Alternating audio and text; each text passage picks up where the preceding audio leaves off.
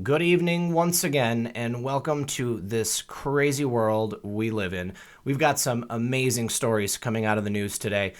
Things are definitely starting to heat up. You've got talk about voter fraud in Orange County, California here. Jim Hoft of the Gateway Pundit reporting. Excellent publication. You can see here that Orange County is a traditionally Republican area. Now, all of a sudden, it is 100% Democrat. Very, very strange. You had a disproportionate number of people voting for governor that voted for Republicans in this district, and the numbers just don't add up. So Jim Hoft is reporting on the fraud taking place there. This is a great place to go for your information. I highly recommend checking out the Gateway Pundit if you don't already. And then beyond that, we've also got a story out of the LA Times. Election fraud scheme on LA Skid Row got homeless to sign fake names for cigarettes in cash, the DA says. So basically, you had people going out and giving cigarettes and money to homeless people, getting them to register, and then having them fill out absentee ballots. It is a classic case of voter fraud, and you have 9 people who are now in quite a bit of trouble. And then last but not least, House GOP to hold hearing into DOJ's probe of the Clinton Foundation. This one is too important to miss. The Hill is kind of hit or miss on their reporting, but John Solomon is a great reporter.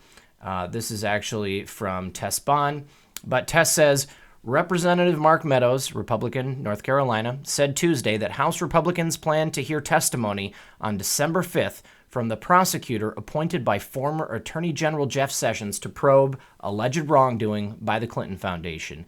He who shall not be named, John Huber, the Mormon Canon, coming out of Utah. Meadows, who is chairman of the House Oversight Committee on Government Operations, told Hills.tv Rising that it's time to circle back to U.S. Attorney General John Huber's investigation with the Justice Department into whether the Clinton Foundation engaged in any improper activities. And I think that anyone watching this knows, proof positive, they did. Mr. John Huber, with the Department of Justice and the FBI, has been having an investigation. At least part of his task was to look at the Clinton Foundation and what may or may not have happened as it relates to improper activity with that charitable foundation. So we've set a hearing date for December the 5th, he told Hill.tv during an interview on Wednesday. So, this is the breaking of the dam for the Clinton investigation, the Clinton Foundation investigation. Remember when those government DOJ planes went into Little Rock and grabbed all of those records? And then, of course, you've got Huber, who's been in charge of all of these sealed indictments.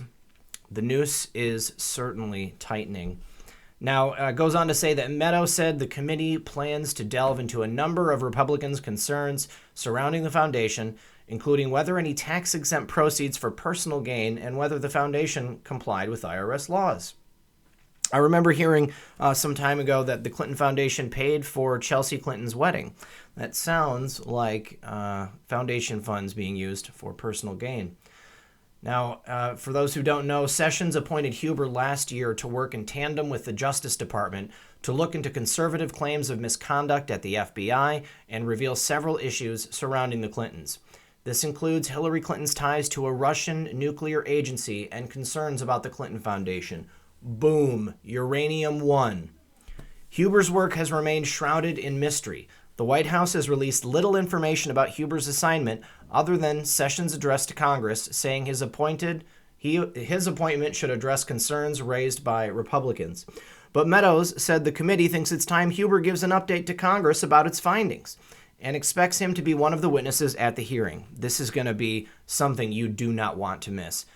John Huber in front of Congress playing coy about putting Hillary Clinton and all of her cohorts into Guantanamo Bay. This is me, I'm just surmising here about what's probably going to happen. I honestly don't expect him to come out and say too many damning things. There's probably going to be a couple of breadcrumbs, some tidbits for us, people who've been watching this for the last couple of years, God, decades. But it's definitely going to be a good show. Good show. Now, Meadows also added that his committee is also trying to secure testimonies from whistleblowers who could have more information about potential improprieties surrounding the Clinton Foundation. That is super important because anybody who has been paying attention has seen that numerous whistleblowers, numerous people who were scheduled to testify or who had damning information about Hillary Clinton or the people close to her, miraculously end up dead in mysterious circumstances. I wonder about this gentleman who was working for Health and Human Services that was in charge of drug prices. He was found to be committing suicide through blunt force trauma. Who bashes themselves to death with a hammer? I've never heard of that in my life. That just, it goes against all logic and reason. Doesn't make any sense. Now, we're just now starting to work with a couple of whistleblowers that would indicate that there is a great probability, a significant improper activity that's happening in and around the Clinton Foundation. Of course there is. The foundation, meanwhile, has repeatedly denied any wrongdoing, as they should, because they are evil. This move marks House Republicans' last-ditch effort to pursue their concerns surrounding the Clinton Foundation before Democrats take back the House in January. That means they're running out the clock. They've got a job to do, and they've got a limited time to do it. So they need to crack that nut while they've got the ability to do so. All right, and then last but not least, I've got a wonderful little chestnut here for you from someone I follow on Twitter, El Chapo.